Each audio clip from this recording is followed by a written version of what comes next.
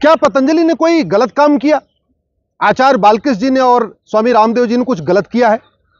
आखिर supreme court ने उन्हें क्यों फटकारा है? कंटेम्प्ट ऑफ कोर्ट क्यों चल रहा है? इंडियन मेडिकल एसोसिएशन ने एक पीआईएल फाइल किया सुप्रीम कोर्ट में और पीआईएल फाइल करके कहा कि पतंजलि 1954 में बने हुए कानून को नहीं मान रहा है।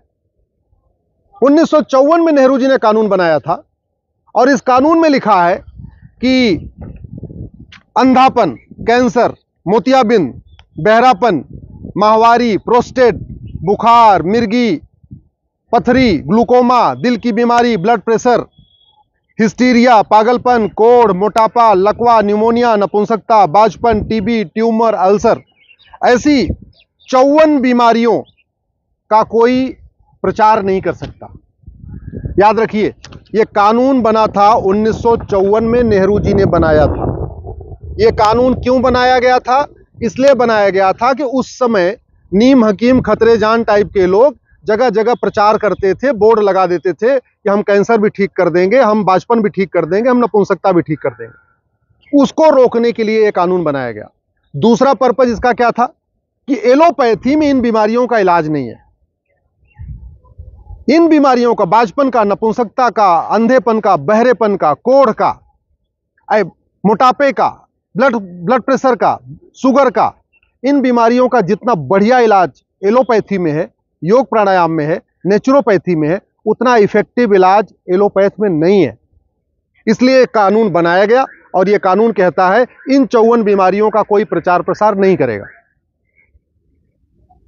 अब चूंकि रामदेव जी इन बीमारियों का इलाज कर रहे हैं, पतंजलि में इन बीमारियों का इलाज हो रहा है, पतंजलि में कैंसर का भी इलाज हो रहा है, मोटापे का भी इलाज हो रहा है, बाजपन का भी इलाज हो रहा है, नपुंसकता का भी इलाज हो रहा है। ये जो 54 बीमारियां इसमें लिखी हुई हैं, इन सभी बीमारियों का गारंटी के साथ पतंजलि में इलाज हो रहा है। और हो रहा है तो जिनका इलाज हुआ है वो खड़े हो आके बता रहे हैं आज हम ठीक हो रहे। उसी बात को पतंजलि प्रचार करती है। बाबा रामदेव जी अपने कार्यक्रम में बोलते हैं कि हाँ भाई हम इसका गारंटी इलाज करते हैं, लेकिन कानून कहता है कि आप इसका प्रचार प्रसार नहीं कर सकते। इन बीमारियों के बारे में आप सार्वजनिक रूप से नहीं कह सकते हम गारंटी के साथ इलाज कर सकते। इसलिए मैं कह रहा हूं, न रामदेव जी ने कोई गलत किया है, न बालकृष्ण जी ने कोई गलत किया है, न पतंजलि ने कुछ गलत किया है। दूसरी तरफ सुप्रीम कोर्ट ने भी कुछ गलत नहीं किया, क्योंकि कानून में लिखा हुआ है कि आप इन 54 बीमारियों का प्रचार नहीं करेंगे। तो सुप्रीम कोर्ट इस कानून को पढ़ रहा है और सुप्रीम कोर्ट कह रहा है इस कानून में लिखा हुआ है, यह कानून अभी तक बदला नहीं किया, कानून अभी तक लागू है 1954 वाला, इसलिए आप प्रचार कैसे कर सकते। तो अगर आप ध्यान से देखिए तो एक तरफ सुप्रीम कोर्ट कानून को पढ़ रहा है, दूसरी तरफ रामदेव जी कह रहे हैं हम इलाज कर रहे हैं इसलिए हम इसको प्रचारित कर रहे हैं। इंडियन मेडिकल एसोसिएशन आके सुप्रीम कोर्ट में कह रहा है कि ये जी कानून का वायलेशन हो रहा है। तो आप अगर ध्यान से देखें तो लॉजिकली तीनों ठीक है। आईएमए भी कह रहा है भाई कानून में लिखा हुआ है प्रचार नहीं करना, सुप्रीम कोर्ट भी कह रहा है हाँ जी कानून में लिखा हुआ है कि आप इन 54 बीमारियों का प्रचार नहीं करेंगे, और रामदेव जी भी ठीक है क्योंकि इन 54 बीमारियों का इलाज वो कर रहे हैं, गारंटी के साथ कर रहे हैं। तो मूल कारण है ये घटिया कानून। इसलिए मैं बार बार कहता हूं, कानून जब तक नहीं बदलेगा तब तक व्यवस्था नहीं बदलेगी। रामदेव जी ने करोड़ों लोगों का इलाज किया है, करोड़ों लोग उनको सुबह आस्था पे देख के ठीक हो चुके हैं, करोड़ों लोग पतंजलि गए भी नहीं है, वो घर बैठे सुबह 5 बजे आस्था खोलते हैं, 7 साढ़े 7 तक आस्था देखते रहते हैं और कपालभाति, अनुलोम विलोम, योग प्राणायाम करते रहते हैं, उसी से अपनी बीमारी ठीक कर लेते हैं। मैंने तो देखा है कि ऐसी ऐसी बीमारियों का इलाज जहां पे एलोपैथी में कहीं है ही नहीं है। और मैं अपना उदाहरण देता हूं, मेरे पिताजी का घुटना खराब हो गया, मैंने दिल्ली एम्स में दिखाया, उन्होंने कहा घुटना ट्रांसप्लांट करना पड़ेगा। मैंने दिल्ली के राम मनोहर लोहिया हॉस्पिटल में दिखाया, उन्होंने बोला घुटना ट्रांसप्लांट करना पड़ेगा। एक बहुत बड़े दिल्ली के प्राइवेट हॉस्पिटल में दिखाया, उन्होंने कहा घुटना ट्रांसप्लांट करना पड़ेगा। मैं अपने पिताजी को हरिद्वार ले गया पतंजलि, 10 दिन के अंदर बिल्कुल ठीक हो गए। 2 साल बीत चुका है, बढ़िया चल रहे हैं, साइकिल भी चला लेते हैं, आराम से बैठ भी जाते हैं, इंडियन टॉयलेट में बैठ लेते हैं, वेस्टर्न तो छोड़िए इंडियन में भी बैठ लेते हैं, और घुटना ट्रांसप्लांट भी नहीं कराना पड़ा। अब ये सोचिए अगर हमने तो यहां दिखा लिया, एम्स में दिखा लिया, राम मनोहर लोहिया में, वो गांव के गरीब आदमी, हर व्यक्ति तो एम्स में नहीं जा सकता, हर आदमी तो करोड़ लाख 4 लाख रुपए 5 लाख रुपए नहीं खर्च कर सकता ट्रांसप्लांट कराने के लिए। तो वो क्या करता है, वो योग प्राणायाम के जरिए, नेचुरोपैथी के जरिए आस्था टीवी चैनल को देख के वहीं से अपना इलाज कर रहा है। दुनिया की सबसे बढ़िया जो रिसर्च सेंटर है वो पतंजलि ने खोला है। 500 से ज्यादा उनके पास रिसर्च पेपर हैं। 1200 से ज्यादा डॉक्टर पूरे देश में उनके लिए इलाज भी कर रहे हैं। सब कुछ है। और इसके बाद भी जब वो कह रहे हैं कि हाँ मैं इलाज कर लेता हूं, पेपर में ऐड दे रहे हैं कि मैं गारंटीड इलाज करता हूं, तो उनको कंटेम्प्ट ऑफ कोर्ट का नोटिस आता है। इसलिए मैं कह रहा हूं, इस कानून के खिलाफ आवाज उठाइए। और यही कानून नहीं, जो भी 25 साल से ज्यादा पुराने कानून हो सबको रिव्यू करना चाहिए। जो भी सन 2000 से पहले बने कानून हैं सबको रिव्यू करने की जरूरत है।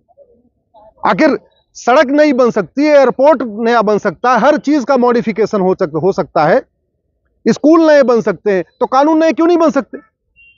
हम 21वीं शताब्दी में 2024 में 2023 में ये 1954 वाला कानून क्यों लेके चल रहे हैं? 1954 में चलो मान लेते हैं उस समय रिसर्च नहीं हुआ था।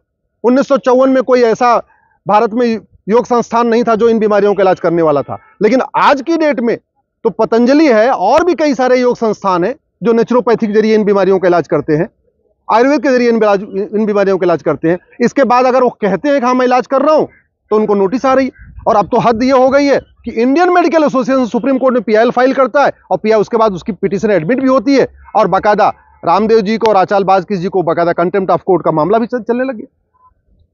मैं आप लोगों से निवेदन करता हूं, घटिया कानूनों के खिलाफ आवाज उठाइए। ये 1954 में जो नेहरू जी ने कानून बनाया था, ये योग, नेचुरोपैथी, आयुर्वेद को खत्म करने के लिए बनाया था। अगर ये कानून नहीं बदला गया तो योग, नेचुरोपैथी का प्रचार प्रसार नहीं हो पाएगा।